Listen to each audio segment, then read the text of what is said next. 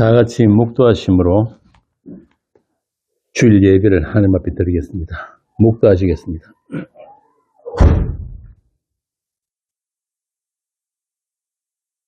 내가 여호와를 항상 송축하며 내 입술로 항상 주를 찬양하리이다. 내 영혼이 여호와를 자랑하리니 공고한 자들이 이를 듣고 기뻐하리로다. 나와 함께 여호와를 광대하시다며 함께 그의 이름을 높이세. 내가 여호와께 간구하며 내게 응답하시고 내 모든 두려움에서 나를 건지셨도다. 이 공고한 자가 부르짖으며 여호와께서 들으시고 그의 모든 환난에서 구원하셨도다. 여호와의 천사가 주를 경외하는 자를 둘러 진치고 그들을 건지시는도다. 너희는 여호와의 선하심을 맛보아 알지어다. 그에게 피하는 자는 복이 있도다. 너희 성도들아 여호와를 경외하라. 그를 경외하는 자에게는 부족함이 없도다. 젊은 사자는 궁핍하여 줄일지라도 여호와를 찾는 자는 모든 것에 부족함이 없으리로다. 아멘. 아버지 하나님, 저희들을 오늘 또 이 자리에 불러 모아주시고 주의 말씀을, 그 생명의 말씀을 듣게 하심을 감사합니다. 여호와를 찾는 자는 모든 것에 부족함이 없다고 하셨습니다. 저희들이 다 주 여호와로 말미암아 부족함이 없는 그런 복된 성도들이 되게 하여 주옵소서. 우리 주 예수님 이름으로 기도합니다. 아멘. 자, 오늘 말씀은 요한복음 10장 6절에서 18절입니다. 요한복음 10장 6절에서 18절 한 절씩 교독하겠습니다. 예수께서 이 비유로 그들에게 말씀하셨으나 그들은 그가 하신 말씀이 무엇인지 알지 못하더라. 그러므로 예수께서 다시 이르시되 내가 진실로 진실로 너희에게 말하노니 나는 양의 눈이라. 나보다 먼저 온 자는 다 절도요 강도니 양들이 듣지 아니하였느니라. 내가 문이니 누구든지 나로 말미암아 들어가면 구원을 받고 또는 들어가며 나오며 복을 얻으리라.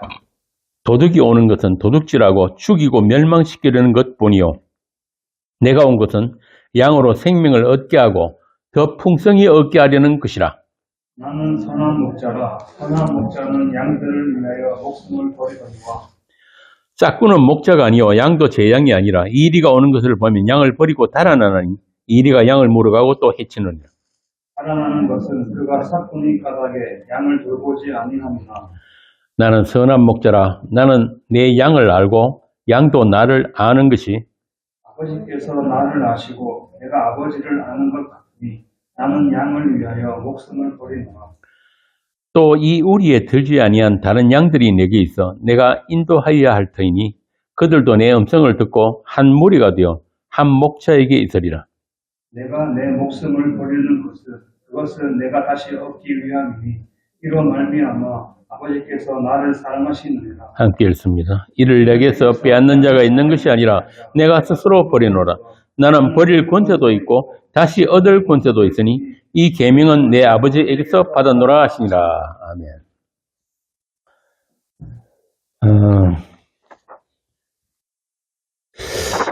누가 이 요한복음의 주제가 뭐냐고 묻는다면은 저는 한 단어로 생명이라고 할 거예요. 생명. 요한복음의 주제는 생명이에요. 그러니까 인자로 오신 예수 그리스도에 의해 주어지는 그 생명. 오늘 본문의 10절 말씀처럼 생명을 있게 하고 얻게 하고 더 풍성히 얻게 하는 것. 이게 우리 주님이 이 땅에 오신 목적이에요. 자, 그럼 이 생명이 어떤 생명이기에 또 어떻게 주어진 생명이고 누구에게 주어진 생명인가? 여기에 대해서 오늘 같이 나누도록 하겠습니다. 사도 요한은 1장에서부터 계속해서 생명으로 오신 예수 그리스도에 대해서 우리에게 전가하고 있죠. 그런데 문제는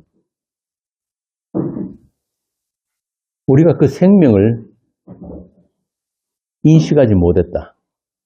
다시 말하면 그분을 듣지 못했다. 귀가 닫혀 있기 때문에. 죄인들은 이런 말씀을 들어도 깨닫지를 못하는 것은 생존과 생명을 구분하지 못하기 때문에. 자기가 지금 살고 있는 것, 숨 쉬고, 말하고, 먹고, 움직이고 하는 이것을 생명이 있다고 착각한단 말이에요. 그러니까 이 목숨과 생명을 구분을 못해요. 아담에게서 난 모든 인간은 자기를 위해서 살죠. 다른 말로 하면은 자기 생존을 위해서 살아가고 있어요. 그래서 이 생존과 생명이 어떻게 다른지를 모르는 거예요. 이런 상태를 성경이 뭐라고 하냐면은 너희들은 죽었고라고 합니다. 너희들은 죽었고. 고린도서에 나오죠. 너희들은 죽었고. 너희들이 이 땅에서 생명이라고 착각하고 있는 이 목숨, 이건 생명 아니다 이 말입니다. 하나님하고 단절이 됐잖아요.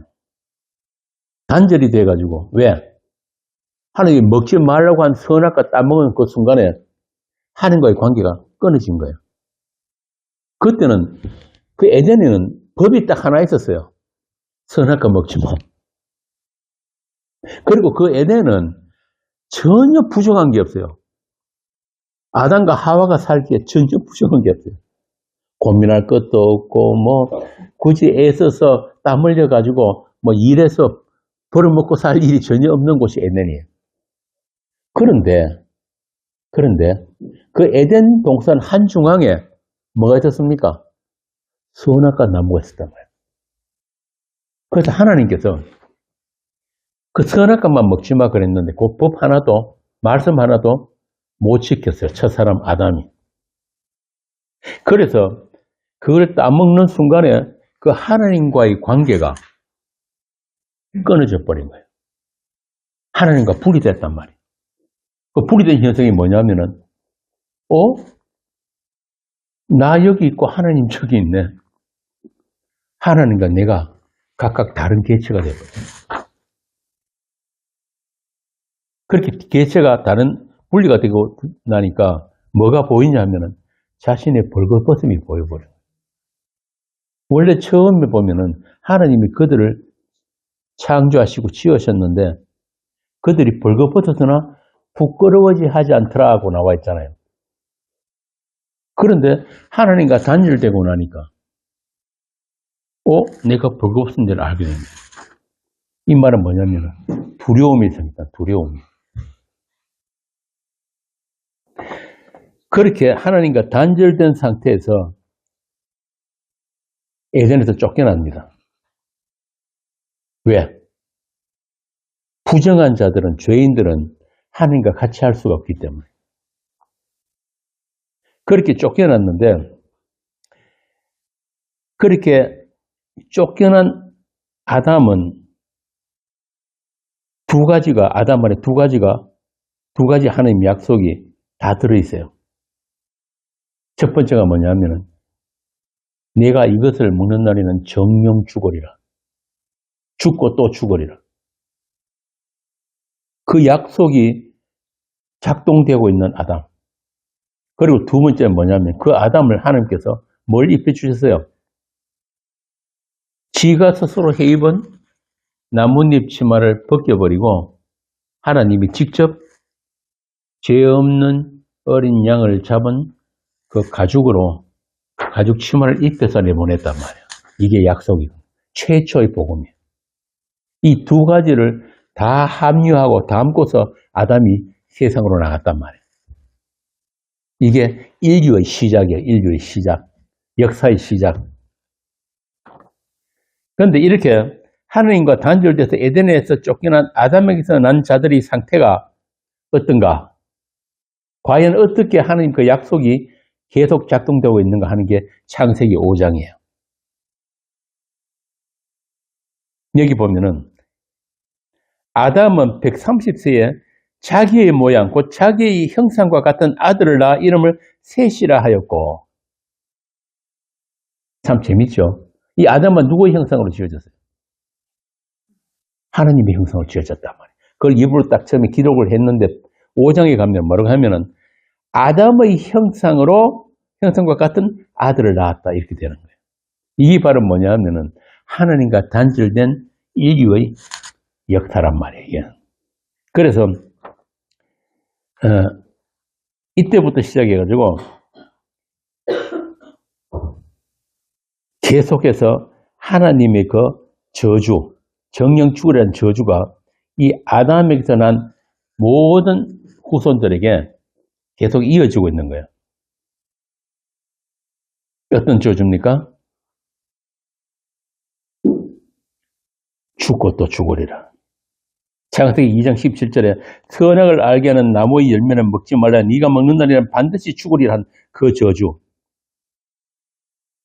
그 저주가 아담에게서 난 모든 인간들에게 실행되고 있는 거예요.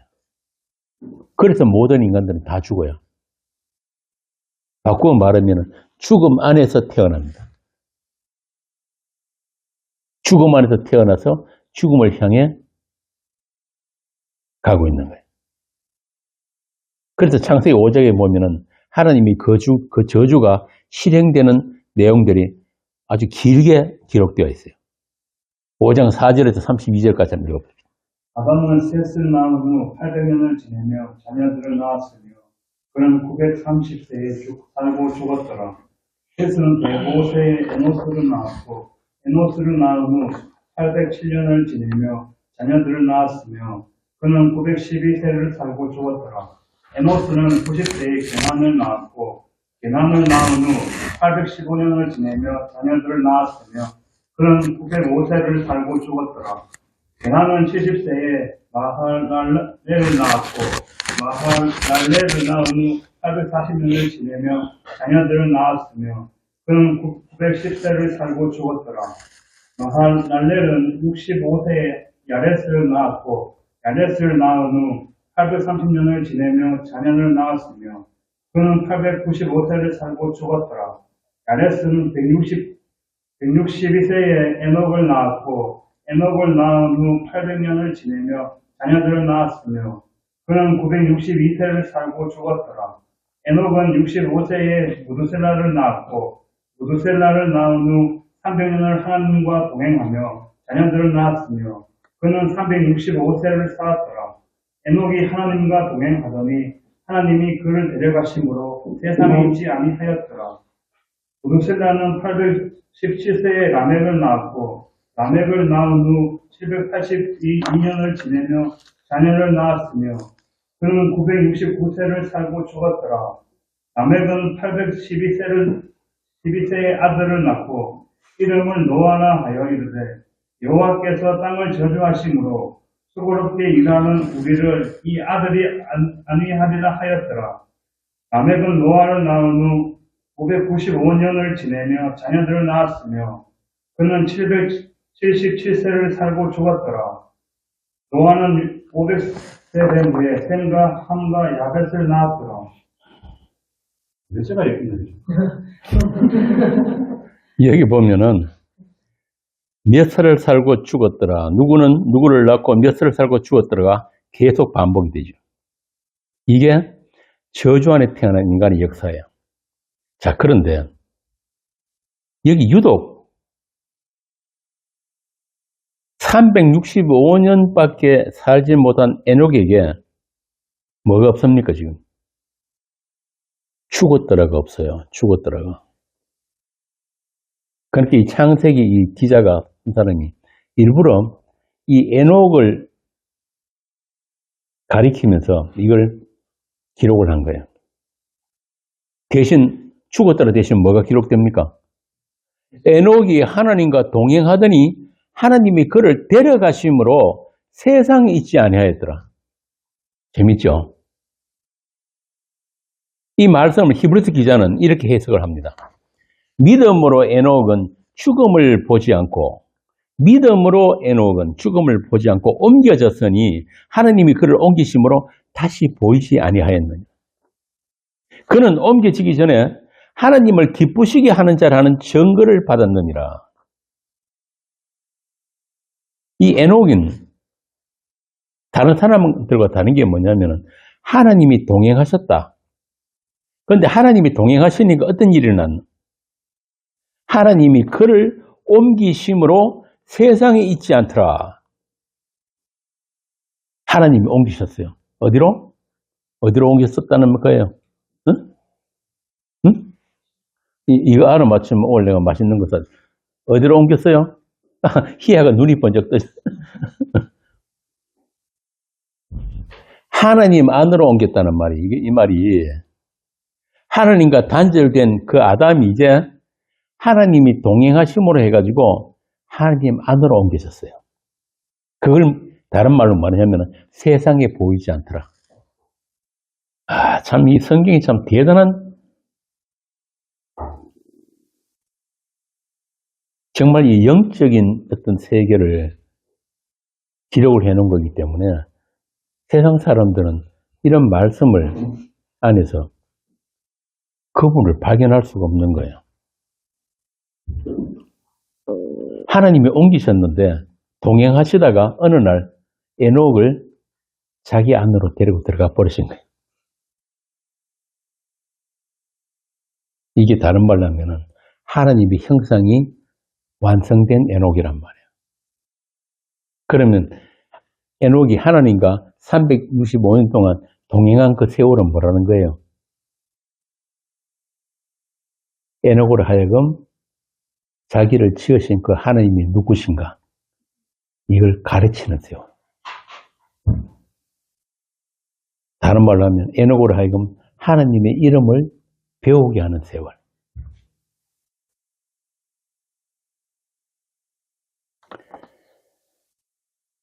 그래서 에녹을 죽지 않고 죽음을 보지 않고 데려갔다. 왜? 에녹은 처음부터 그 하나님의 영원한 생명 안에 있는 하나님의 자녀이기 때문에. 옛날에 그런 책이 있었죠. 이름이 잘 기억 안 나는데. 당신은 죽어요. 그런데 안 죽어요. 그런 책 잘 모릅니까? 옛날에 유명한 책인데. 성도는, 물론 이 육신은 죽습니다. 언젠가는. 죽는데, 그건 죽는 게 아니에요. 그냥 옷 벗는 거예요. 이 육신의 옷을 벗고, 그 다음에 사망의 문을 열고, 그 다음부터 진짜 사는 거란 말이에요. 그래서 하나님께서 구약에 보면 성도의 죽음을 귀하게 여기신다. 귀하게 보신다는 말이에요. 바로 그런 거란 말이에요. 이제부터 네가 나하고 영원히 사는 거다.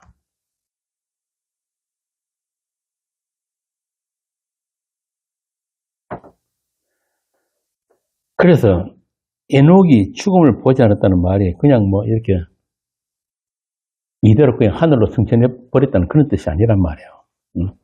하늘과의 동행으로 말미암아 에녹은 죽었더라라고 하는 그 아담의 계보로부터 끊어지고 새로운 계보, 복음서에 나오는 예수 그리스도의 계보, 그 계보로 옮겨진 거예요. 그걸 세상에서 보이지 않더라라고 기록을 한 거란 말입니다. 한마디로 하면은 생존이 아닌 생명의 세계로 들어가 버린 거예요, 에녹은. 그래서 에녹은 아담의 형상이 아닌 하나님의 형상이신 예수 그리스도 안에서 하나님적인 생명, 즉 영생을 얻은 성도의 모델로 나타난 사람이 에녹이에요. 그러니까 와, 우리도 예수 잘 믿어가지고 에녹같이 그렇게 죽음을 보지 않고 갔으면 좋겠다, 이런 만화 같은 이야기가 아니란 말이에요. 그래서 히브리서 기자가 일부러 이 에녹 이야기를 하면서 제일 앞에 뭐가 붙습니까? 믿음으로가 나온단 말이에요. 믿음은 누구라고 그랬습니까? 그렇죠. 예수 그리스도. 그러니까 그분과의 관계를 믿음이라고 하는 거예요. 그분에 의해서 선한 목자 예수 그리스도에서 찾아진 상태야. 우린 다 양같아 다 제갈 길로 갔는데 그 선한 목자가 찾아와가지고 그 멸망의 길, 그 절벽 아래로 떨어지려는 우리를 찾아서 품에 안고 돌아가는. 그 모든 과정이 믿음이에요. 믿음. 믿음으로. 그 예수라는 믿음. 다시 말해서 예수의 죽음과 생명이 나누어진 그 믿음 안. 그래서 고린도서 13장에 보면은 너희는 그 믿음 안에 있는지 자신을 시험하고 확정하라 하잖아요. 그렇지 않으면 너희들은 뭐다? 버려진 자다 그런다. 그 믿음 안에서 에녹은 하나님의 기뻐하심을 얻었다. 이 70인역에 보면은 하나님을 기쁘시게 하는 자가 아니고 하나님의 기쁨을 얻었다라고 되어 있어요. 하나님의 기쁨을 얻었다는 말은 하나님의 약속이 온전히 이루어질 수 있는 그 그리스도 안에 있는 에녹이다 이 말이에요. 그러니까 에녹은 오실 예수 그리스도 안에서 이루어지는 그 하나님의 약속의 성취를 멀리서 바라보면서 믿음으로 세상을 별세한 사람이다. 세상을 살면서도 에녹은 세상 사람이 아니었다 이 말이에요. 사람이 아닌 문이다. 히브리서 11장 13절 한번 봅시다. 이 사람들은 다 믿음을 떠나 죽었으며 약속을 받지 못하였으되 그것들을 멀리서 보고 환영하며 또 땅에서는 외국인과 나그네임을 증언하였으니 바로 이거예요. 에녹이 그렇게 산 거예요. 멀리서 오실 그리스도를 바라보면서 이 땅에서는 없는 사람, 이 땅에 뿌리 못 내리는 사람. 베드로전서 1장 10절 봅시다. 베드로전서 1장 10절.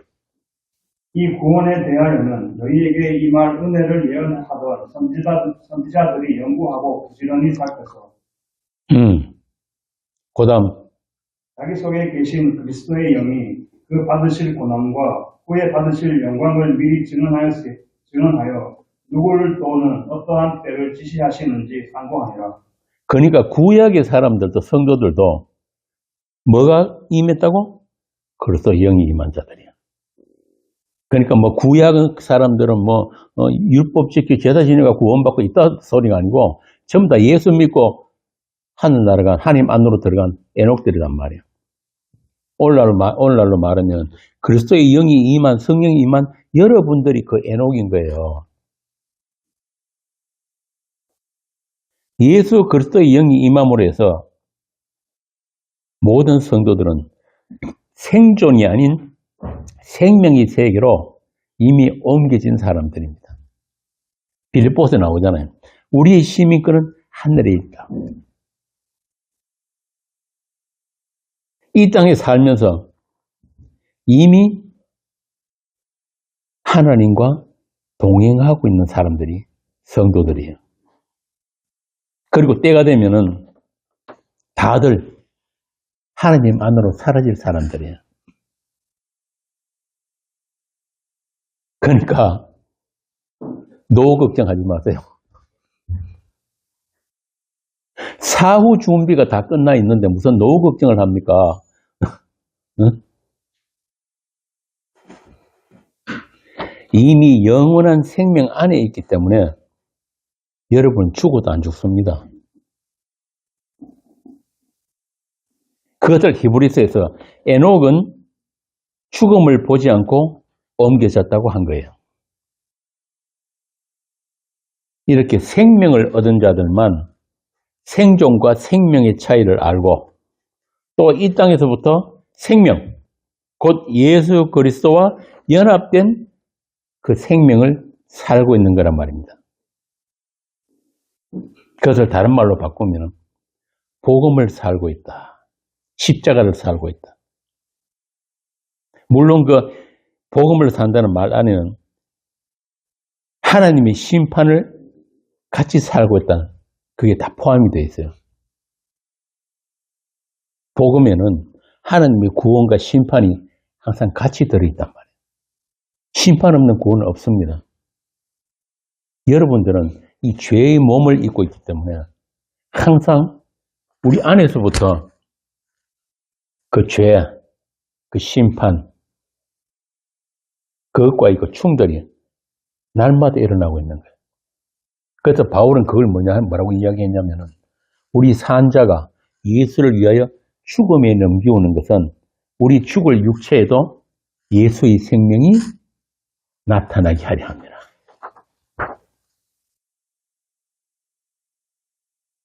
그 언약의 죽음, 십자가의 죽음이 날마다 반복되는 사람들을 성도라고 하는 거예요. 그러니까 내가 우울증이 있어서 나 참 미치겠습니다. 저한테도 전화 자주 옵니다. 그런 사람. 며칠 전에도 어떤 분이 저 지금 옥상부터 뛰어내리고 싶은데 어떡할까? 제가 그랬어요. 우리는 삶도 죽음도 선택할 자유가 없습니다. 그런 권리 없어요. 당신이 성도라면 옥상에서 뛰어내려서 죽든 암에 걸려서 죽든 자동차 사고로 죽든 전쟁에서 죽든 아무 상관없는 거예요.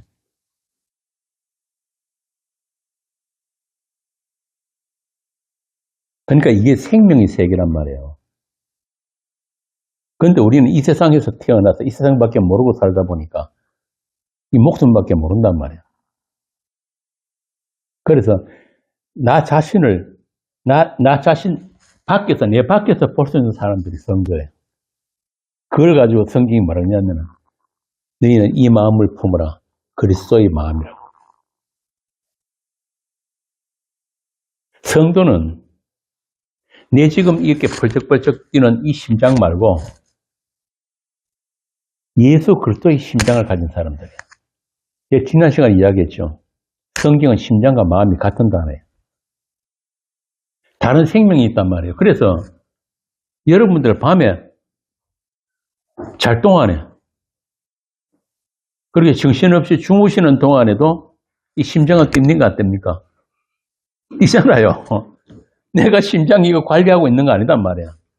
마찬가지로 하나님의 그 심장, 하나님의 그 생명은 우리가 관리 안 해요. 그분이 관리하신단 말이에요. 그러니까 자꾸 난 구원받은 사람 만나 내가 이래가지고 천당 가겠나 이런 걱정 안 해도 됩니다. 그분이 시작하셨으면 그분이 마치는 거예요. 그래서 예수님 뭐라 그럽니까? 요한계시록 보니까 나는 알파요 오메가다. 시작과 끝이라고 하는 거예요.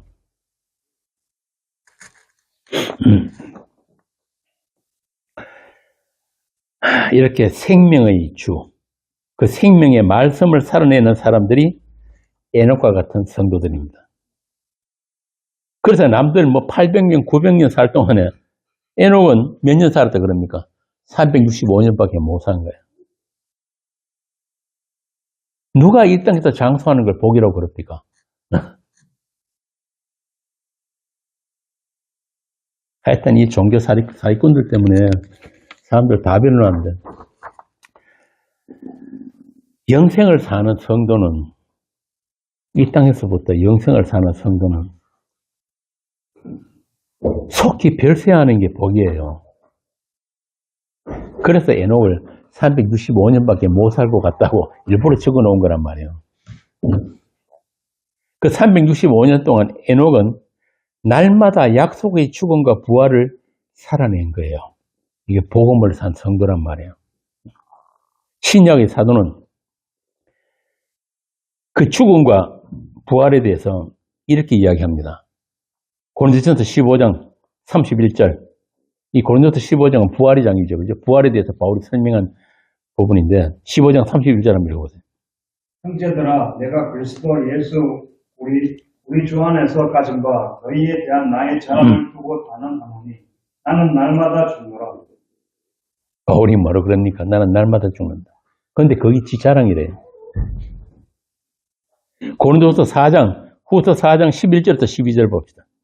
우리 살아있는 자가 항상 예수를 위하여 죽음에 넘겨지면 예수의 생명이 또한 우리 죽을 육체에 나타나게 하려 함이라. 그런즉 사망은 우리 안에서 역사하고 생명은 너희 안에서 역사하느니라. 이게 그리스도의 몸된 교회란 말이에요. 생명은 항상 죽음은 항상 우리한테 역사하고 그 죽음이 역사하는 그 한 지체들 안에서 생명도 같이 역사하는 거예요. 이런 사람들이 예수 그리스도의 그 부활의 생명 안에 있는 에녹인 거예요. 이게 남의 이야기 아닙니다. 바로 여러분 이야기예요. 그러니까 세상이 여러분들을 마치 없는 사람처럼, 없어도 되는 사람처럼, 잉여인간처럼 그렇게 취급하는 게 맞는 거예요. 누구도 필요하지 않고 세상에 아무 도움도 안 되는 인간, 이걸 잉여인간 그러거든요. 잉여인간. 오죽하면은 바울이 자신을 세상 쓰레기처럼 네 말에 끌려가는 포로처럼 여겨졌다고 이야기하는 거예요. 그런데도 뭘 그리스도인들이 세상을 바꾸고 살기 좋은 세상, 평화로운 세상, 남북 통일하는 세상, 또 다시는 세월호 없는 세상. 아니 이 인간들이 아니 그냥 일반 세상 사람들이 이야기하면 난 이해가 가겠어요. 아니 목사들이 왜 그런 짓을 하냐고. 교회가 빨리 별세할 생각이나 하지. 아니 그러면은 그런 사고 터지고 온갖 정말 그 평화라고는 없는 이 세상을 그럼 하나님 그렇게 방치했다는 거예요? 제가 옛날에 세월호 터지고 이상한 글 좀 그런 짓 하지 말고 글 올렸다가 야단이 났는데 애들이 그 차가운 물 속에 빠져 죽을 때 하나님은 뭐하고 있었냐고 요따구 소리 하는 인간들이 있거든요.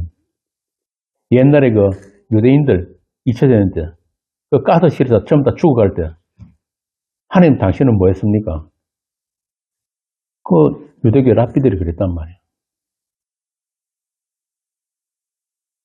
여기에 우리 인간들의 악이에요, 악. 하나님은 죄인들을 존재로 보지를 않습니다. 하나님 자기 형상으로 지은 그런 아들들이 아니란 말이에요.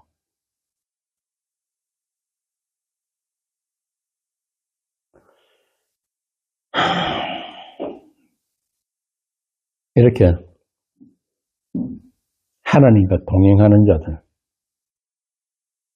이 땅에서부터 그 하나님의 죽음과 생명이 작동하는 그런 성도들은 반드시 이 세상으로부터 분리되어지는, 본인이 원하든 원치 않든 분리되어지는 그런 과정들을 겪게 돼 있어요. 그걸 다른 말로 거룩이라고 합니다. 이번 서울 모임의 주제가 거룩이거든요. 거룩은 우리 마음이 착해지고 나쁜 생각 안 하고 뭐 그런 걸 거룩이라고 하지는 않아요, 성경이. 아무리 노력해도 안 됩니다, 우리 마음은. 요즘 그 불교가 이 기독교 교회 안에도 들어와가지고 무슨 마음 공부니 무슨 뭐 명상이니 뭐 무슨 기도니 희한한 걸 지금 가르치고 앉았는데 그런 거 아니란 말이에요. 불교인들 보세요. 나쁜 생각, 마가 끼지 말라고. 자기들 수행하는 도중에 나쁜 생각 들면 어떻게 하는지 아세요? 불에다가 손가락 막 찢습니다. 이걸 소지공양 그러니. 교회 다니는 사람들 나 그런 사람 못 봤어요, 아직까지. 그래서 그 성경이 그런다면 너희가 피 흘리기까지 싸우지 않았다고 그러는 거예요. 안 된단 말이야, 우리는. 산상소리에 나오잖아요. 우리 생각과 마음은 우리 통제가 안 돼요. 평생 살면서 남 안 미워한 적이 있습니까? 예? 최욱 씨? 없잖아요. 그런데 성경에 보면은 미워하는 것 자체가 살인이라 그럽니다. 살인. 마음속에 음욕만 품어도 그걸 간음이라 그런다고요. 이게 우리 실체예요. 그래서 하나님은 우리의 어떤 행위 하나하나를 안 보신다니까요. 그거 하나하나 전부 다 따져가지고 그러면 구원받을 사람 아무도 없죠. 그래서 너희들은 안 된다는 걸 보여주기 위해서 이스라엘에게 주신 게 뭐냐면 율법이에요. 율법. 10계명, 10말씀. 그 10말씀 중에 하나도 지킬 수 있는 게 없다가 산상수훈이에요. 예수님 말씀하니까 산상수훈. 그럼 어떡하느냐? 예수 그리스도 안에서 새롭게 지어진단 말이에요. 새 창조. 그 새 창조를 위해서는 먼저 뭐가 필요합니까? 창조란 말은 전혀 아무것도 없는 무에서부터 창조가 일어나는 거예요. 조그만 것도 있으면은 그건 창조가 아니에요. 그건 개선이고 발전이지. 그렇잖아요. 그죠? 계량. 창조는 완전히 없으면서 일어난 게 창조니까. 그렇다면 우리는 선악과 따먹고 우리 자신에 대해서 어떻게 생각합니까? 나 있음이잖아요. 나 있음.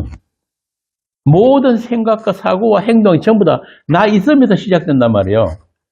그러면 그 나 있음을 어떻게 해야 됩니까? 다시 없음으로 되돌리는 과정. 없음에서부터 창조가 일어납니다. 그래서 아까 지금 말씀드린 게 바로 그거란 말이에요. 우리 안에서부터 뭐가 작동한다? 죽음. 그냥 죽음이 아니고 예수 그리스도의 그 십자가의 그 죽음이 우리 안에서 작동한단 말이에요. 아, 맞구나. 저분의 저 죽음, 저 십자가의 죽음, 저 피 흘리심 없이는 나는 심판이다. 영원한 심판이다. 이걸 계속 반복적으로 성령께서 우리에게 실행. 그럴 때만 잠깐, 아, 이게 생명이구나. 이게 생명이구나. 이 피가 생명이구나. 예수님이 그랬잖아요. 나는 길이요, 진리요, 생명이니. 나란 말미암아 잠깐은 아버지께로 갈 자가 없다. 생명은 예수님이구나. 이걸 계속 평생 동안 반복해서 알게 하시기 위해서 뭐가 필요하다? 죄가 필요한 거예요. 죄가. 선악과 괜히 놔둔 게 아니란 말이에요. 하나님과 분리해서 하나님을 반역하고 하나님을 떠나서는 내게는 생명이 없구나 하는 것을 가르치기 위한 죄란 말이에요. 그래서 어거스틴이 뭐라 그랬습니까? 오, 거룩한 죄야. 오, 거룩한 죄. 그래서 성도에 있어서 죄는 하나님의 의신, 그 예수 그리스도를 가르치는 위한 죄란 말입니다. 죄가 나쁜 게 아니에요. 로마서 7장 마지막에 보면 뭐라 그럽니까? 바울이 뭐라 합니까? 이 사망의 몸에서 누가 나를 건져내랴. 그러고 난데 바로 뭐라 그래? 그 다음에 로마서 7장 마지막에 읽어보세요. 오라 나는 공고한 사람이로다. 이 사망의 몸에서 누가 나를 건져내랴. 그러고 난 뒤에 바로 뭐가 나오냐면 우리 주 예수 그리스도로 말미암아 하나님께 감사하리로다. 찬송이 나온다고 해요. 찬송이. 그래서 이 죄에만 그냥 갇혀가지고 맨날 이걸 해도 죄, 저걸 해도 죄, 일어나도 죄, 앉아도 죄. 옛날에 우리 다니던 그 교회에 그런 있었어요. 어떤 사람이 김장을 해도 죄, 청소를 해도 죄, 집에서 뭘 해도 죄. 그냥 아예 죄 타령 속에서 하는 거예요. 그걸로 끝나면은 그래 너 죄인 맞아. 너 그러면 영원히 지옥 가 보내버려. 뭘 모르면은 여기 방금 읽은 우리 주 예수 그리스도로 말미암아 하나님께 감사하기로다. 그런즉 내 자신이 마음으로는 하나님의 법을 육신으로는 죄의 법을 승인하라. 그러므로 이제 예수 그리스도 안에 있는 자에게는 결코 정죄함이 없나니 이걸 알아야 되는 거예요. 요즘도 보면은 이 복음 좀 들었다고 뭘 해도 죄가 되는데 뭐 요또 소리만 하는 사람도 있다고요. 뭐 그래서 막 기도할 것도 없고 뭐 어쩌고 저쩌고. 왜 기도할 게 없어요?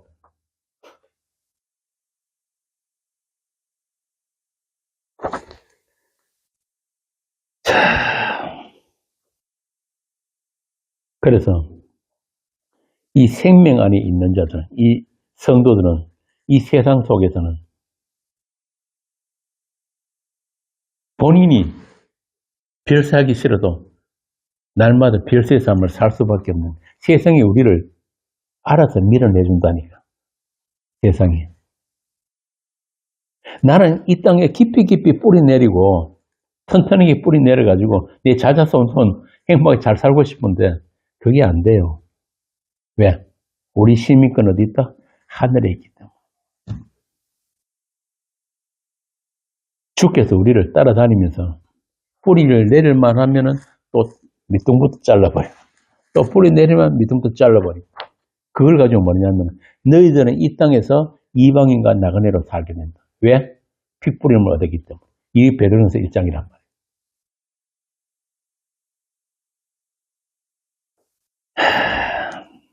이게 하나님과의 동행입니다. 에녹이 동행한 그 하나님. 그런 그 철로 역정, 여러분 읽어보셨죠? 철로 역정 그 책.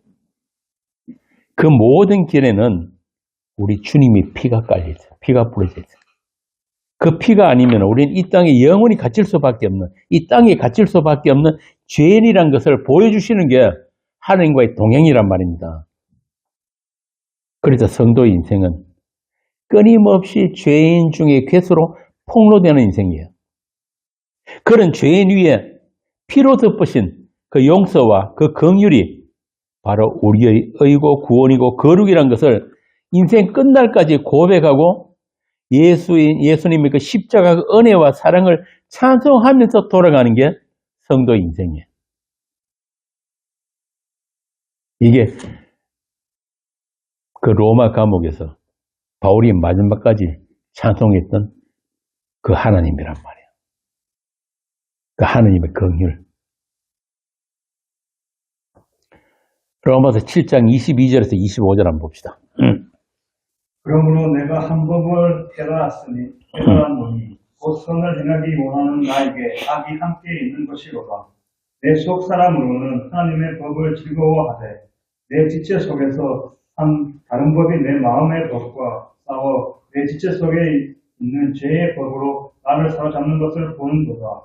오호라 나는 공고한 사람이로다. 이 사망의 몸에서 누가 나를 건져내랴.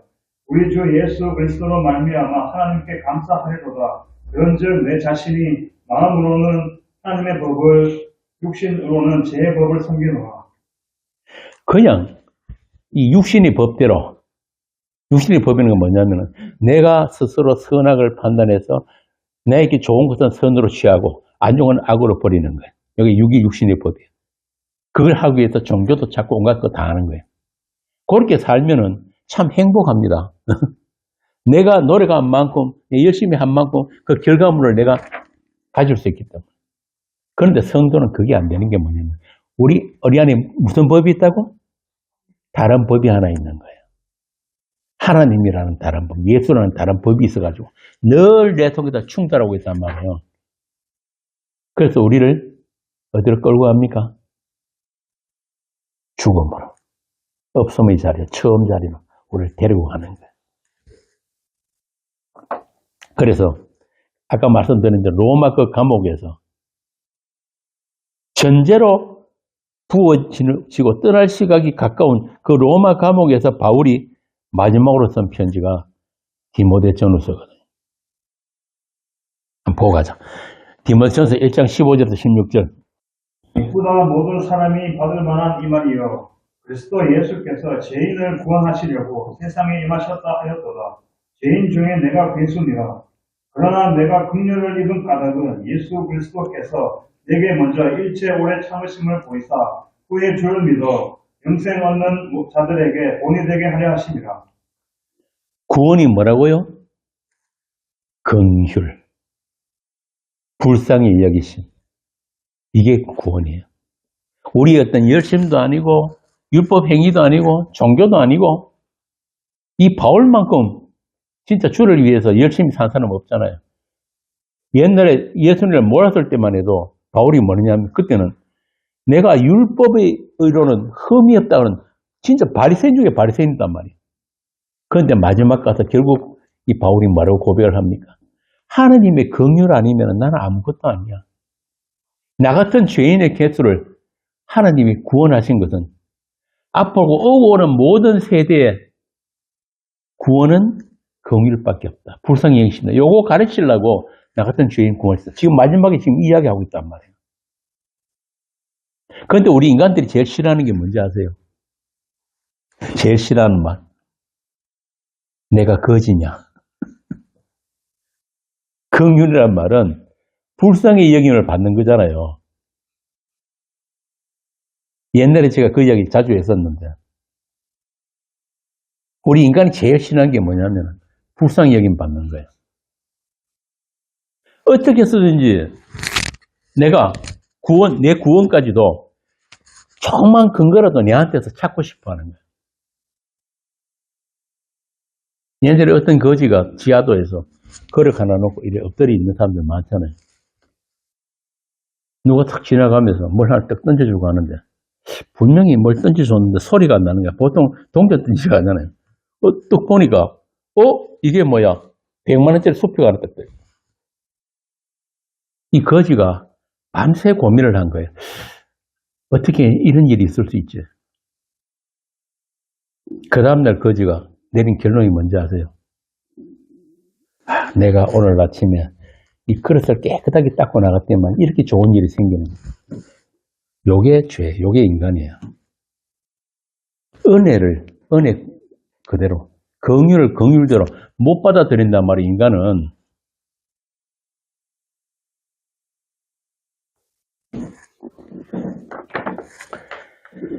하나님의 영원한 생명, 그 구원은 오직 하나님의 선택이고 하나님의 긍휼로만 주어지는 거예요. 이걸 받아들이기 위해서는 뭐가 필요합니까? 나에게는 어떤 구원의 조건도 없구나. 근거가 나에게는 전혀 없구나. 어떻게 나 같은 죄인이 괴수가 내가 어떻게 이 은혜를, 이 구원을, 이 긍휼을 얻게 되었지? 오직 예수 그리스도의 그 십자가, 그 은혜, 그 십자가 은혜의 절대성과 필연성, 이거 하나 알고 돌아가는 거예요.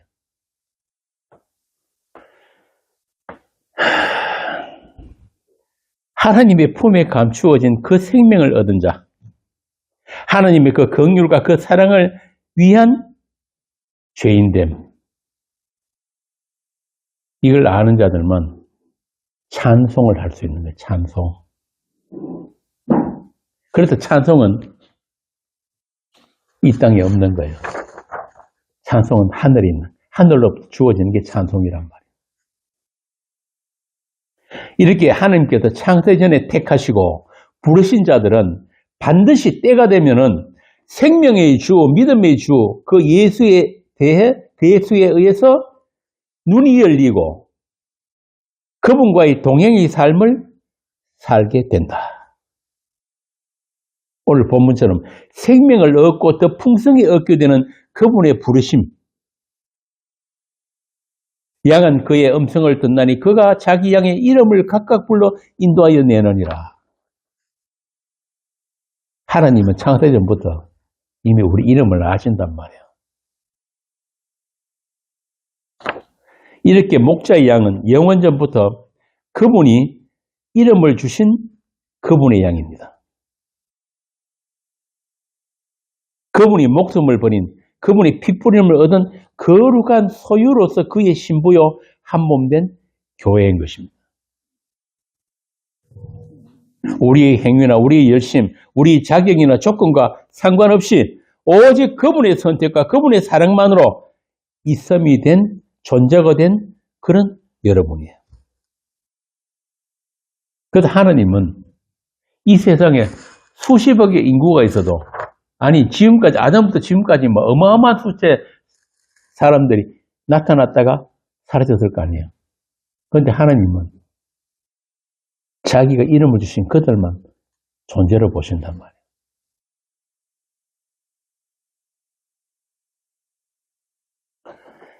로마서 9장 한번 봅시다. 로마서 9장 11절. 그 자식들이 아직 나지도 아니하고 무슨 선이나 악을 행하지 아니한 때에 택하심을 따라되는 하나님의 뜻이 행위로 말미암지 않고 오직 부르시는 이로 말미암아 서게 하려 하사. 오직 부르시는 이로 말미암아 서게 되는 하나님의 뜻. 어떤 행위로 말미암지 않고. 이런 말씀을 들으면은 여러분들 마음에 평강이 찾아와야 돼요. 이게 자유란 말이에요. 우리가 어떤 행위를 해서 뭘 갖다 바쳐가지고 하나님을 기쁘시게 하겠습니까? 그런 거는 세상 종교인들이 하는 짓이고, 오직 부르시는 이로 말미암은 구원. 그 하나님의 뜻, 하나님의 거룩한 사랑, 아가서에 나오는 그 사랑, 죽음 같은 사랑. 그 사랑이 부어진 자들만 알게 되는 그 사랑. 다음에 이거 우리 OA 시리즈에서 사랑도 한번 할 예정인데 사실 이 사랑만큼도 오해가 심한 것도 없어요. 여러분들 여름에 홍수 나면 제일 귀한 게 뭔지 아세요? 온 세상에 물이 막 차고 넘치는데 마실 물은 없단 말이에요.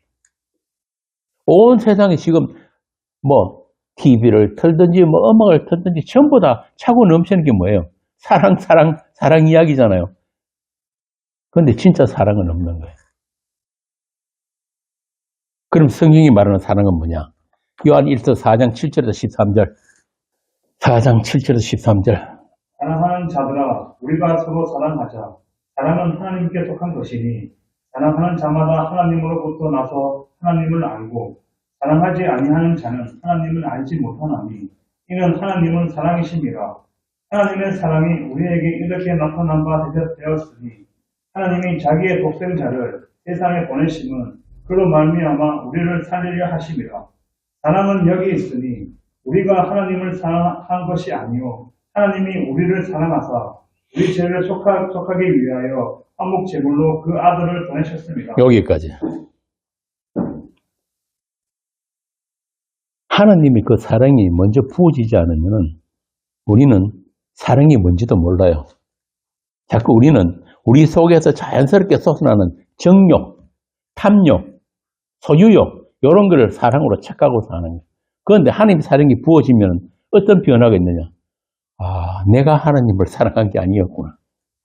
하나님이 나를 사랑하셨구나. 그걸 알게 된단 말이에요. 또 반면에 그 하나님의 사랑을 위해서 반드시 있어야 하는 게 뭐냐면 버려짐이 있어야 돼요. 버려짐. 로마서에 나오는 것처럼. 하나님이 사랑하실 때를 사랑하시고 미워하실 때를 미워하시는 그 버려짐. 그 하나님의 영광을 위해서 반드시 버려져야 하는 자들도 있어야 한다는 거예요. 그들을 계시록에서는 뭐라고 하냐면은 짐승에게 경배하는 자다. 짐승에게 경배하는 자다. 그러니까 둘 중에 하나란 말이에요. 하나님께 경배하지 못하면은 하나님께 경배하는 걸 경건이라 그러잖아요. 납작 엎드리는 거. 그걸 안 하는 자들은 전부 다 뭐다? 짐승에게 경배하는. 계시록 13장 8절. 죽임을 당한 어린 양의 생명책에 창세 이후로 이름이 기록되지 못하고 이 땅에 사는 자들은 다 그 짐승에게 경배하리라. 하하. 창세 전에 생명책에 기록되지 않은 자들은 이 땅에 사는 동안 다 짐승에게 경배합니다. 우리 선택이 아니라니까요. 그 생명책에 기록 안 되면 전부 다 짐승에게 경배하게 되어 있는 거예요. 에덴에서부터 그 거짓된 말, 더러운 말로 하와를 유혹했던 그 뱀, 그 짐승을 이야기한단 말이에요. 그 짐승과 그 짐승의 말과 결합해가지고 평생을 짐승의 말로 짐승의 생각과 짐승의 마음으로 세상을 살다가 그 짐승과 함께 불못에 들어가는 어둠의 자식들. 그래서 지옥은 본래 우리 사람이 가는 곳이 아닙니다. 계시록에 나오잖아요. 그 악마, 그 짐승을 위해서 하나님이 만들어 놓으신 게 불못 지옥이란 말이에요. 그런데 왜 사람이 왜 거기 들어가냐? 그 짐승과 연합되기 때문에. 그런데 그들도 역시 하나님의 영광을 위해서 영원한 심판에 들어간다. 그래서 지옥도 하나님의 영광이라고 하는 거예요. 그래서 지옥도 반드시 있어야 한단 말이에요. 그런데 요즘 거의 대부분의 신학교에서 이제 우리나라까지도 지옥은 없다는 이야기.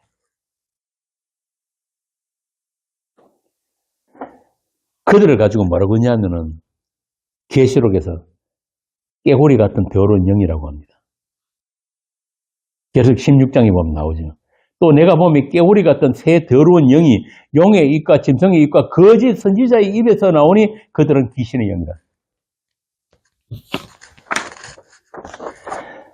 이 세상은 이런 더러운 영, 더러운 말, 거짓된 말이 유통되고 있는 세상이에요. 예수님이 그랬잖아요. 내가 하는 말이 영이고 생명이다 그랬잖아요. 그러니까 그 예수님의 말씀이 아닌 것들은 다 전부 다 이 짐승이 말이다. 그러니까 십자가 걸린 교회 안에서도 그 짐승의 말들이 유통되고 있다. 음리에 섞인 포도주처럼 그런 섞은 말, 더러운 말, 거짓된 말로 사람들을 취하게 해가지고 교회의 이름으로 사람들을 가두어 놓고 참 이렇게 해버리면은 세상 어디서도 깨끗하고 정직한 그런 진리의 말씀, 생수 같은 말씀을 들을 데가 없단 말이에요.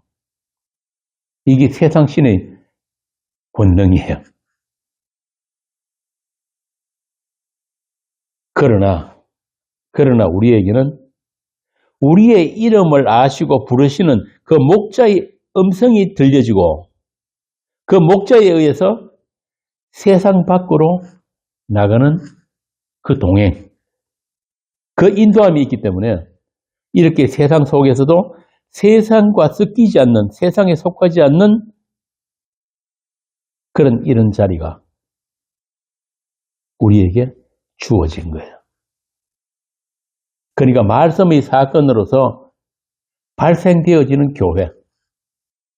세상 교회들, 대한예수교회 장로회니 뭐니, 이래가지고 교단에 속해져가지고, 그렇게 어떤 제도와 형식과 그렇게 고정과 형식화된 그런 종교 집단이 아니라 말씀에 의해서 오직 말씀으로만 발생되어지는, 그래서 모일 때마다 새로운 그런 교회. 그 교회가 진짜 교회예요. 베드로후서 1장 3절. 그 교회에, 그 몸된 교회에 어떤 것들이 주어지는가 한번 보자고요. 베드로후서 1장 3절. 그의 신기한 능력으로 생명과 경건에 속한 모든 것을 우리에게 주셨으니 이는 자기의 영광과 덕으로서 우리를 부르신 이를 알므로 말미암습니다. 생명과 경건에 속한 모든 것들을 우리에게 주셨다. 무엇으로 말미암았다? 부르신 이로 말미암았다. 그분을 아는 것으로 말미암았다. 그분과의 관계 안에서 지금도 계속적으로 머리 대신 우리 그리스도로 의해서 우리 몸된 교회에 그 생명과 경건에 관한 것들이 계속 공급되고 있다는 이야기입니다. 이렇게 여러분들은 생명과 경건에 속한 모든 복을 이미 받은 분들이에요. 그리고 그 모든 것들은 이 땅에서는 없는 것들이에요. 우리의 선한 목자신 예수님이 자신의 생명을 버리심으로 우리에게 주어진 것들. 주님께서 버리신 그 목숨, 그 죽음 안에서 주어진 새 생명이기 때문에 그 생명은 그 어느 것도, 그 어떤 존재도 우리의 생명은 뺏을 수가 없다. 고린도서 말씀대로 하나님의 품 안에 감추어진 그 생명이기 때문에 그 귀한 생명을 이 땅에서부터 누리고 증거하고 자랑하라고 저와 여러분이 있는 거란 말입니다. 우리 서머너 교회가 벌써 10년이 넘었잖아요. 넘었는데 지난 10년 동안 주께서 우리와 함께 하셨기 때문에 많은 분들이 우리 교회를 거쳐갔지만 아직 여러분들이 아직 이 자리에 남아있는 것은 여러분 안에 새겨진 그 하나님의 말씀, 여러분 이마에 새겨진 그 하나님의 이름이 있기 때문에 그런 거예요.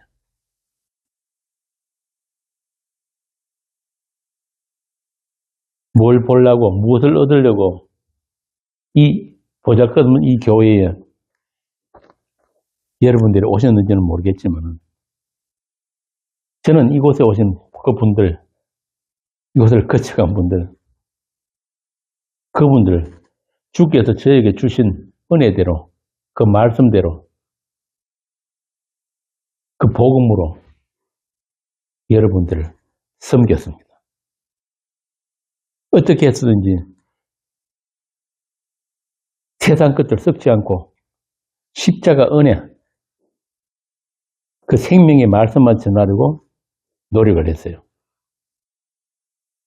그런데 많은 사람들은 그 복음만 아닌, 그 십자가만 아닌 다른 것, 그러니까 생존을 위한 복음, 그거 달라고 하다가 안 되니까 다 떠났단 말이에요. 그래요. 주께서 함께 하시지 않으면은, 주님과의 동행이 없으면은 어느 인간도 생존이 아닌 생명을 구하지 않습니다. 오병이어의 그 기적을 본 많은 사람들이 예수님을 왕삼하려고 쫓았잖아요. 쫓았는데 예수님께서 자신의 죽음, 언약의 죽음, 그 십자가를 이야기하니까 다들 떠나버렸습니다. 제자들까지도 마찬가지예요. 예수님이 그러십니다. 너희가 무엇을 버리고 광야에 나갔더냐? 바람에 흔들리는 갈대냐? 그러면 너희가 무엇을 버리고 나갔더냐? 부드러운 옷 입은 사람이냐? 보라, 화려한 옷을 입고 사치하게 지내는 자는 왕궁에 있느니라. 그러면 너희가 무엇을 버리고 나갔느냐? 우리나라만 해도 교회 다니는 사람들, 성당, 개신교 다 합치면 수천만 명이라고 하잖아요.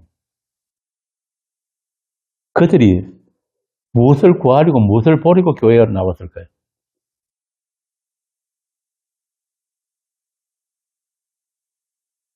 전 참 신기해요. 여러분들은 왜 지금 이 자리에 남아있는 거예요? 부드러운 옷도 없고 화려한 것도 없는 이 광야 교회.